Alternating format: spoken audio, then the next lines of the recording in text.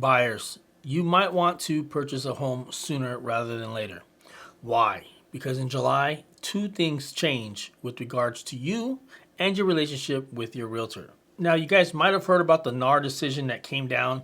I'm not going to get into the weeds. I'm just going to get straight to the point and tell you guys the differences so that you guys are clear and ready to know what's about to happen. Change one. Your listing agent will no longer just assume or make it implied that the seller will be paying the buyer's agent's commission. Moving forward, the listing agent will definitely have the conversation in every meeting. Listen, listing person, listen, seller.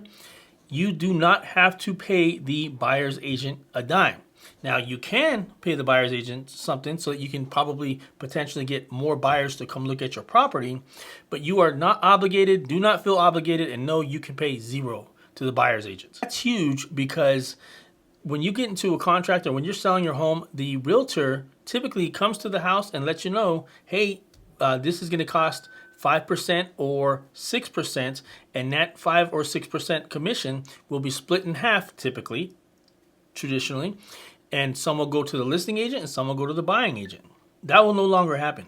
Listing agents will now just say, hey, this is my fee, only my fee, and if you want to pay a buyer's agent out of your goodwill or to try and get more potential buyers to look at your home, that is completely on you. Change two. The change that I think is the biggest change here is going to be the buyer broker agreement. What that means is a buyer's agent will no longer go working with the hopes of just closing a loan or closing a sale for their buyers. Moving forward, the buyer's agent must sign a buyer's agent agreement with the potential buyer stating this is my fee. Okay, so now what they're saying is regardless if this house closes and if the seller does not want to pay my agent commission or their agent commission, I'm a loan officer, not a realtor. If they don't want to pay their agent commission, then the buyer now has to pay the agent commission because typically the seller pays both buyers and agent commission. Now, there's a good chance, a very, very high chance, the seller will not want to pay that commission.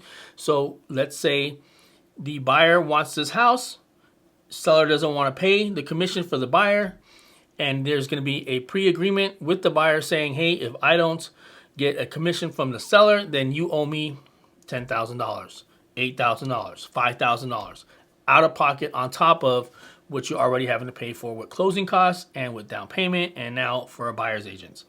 This to me is huge. I think this is what's going to make real estate very, very hard for millions of new home buyers. And it's going to be a detriment, I think, to the negotiating process when people say, hey, I don't have an extra $5,000 to give to my realtor.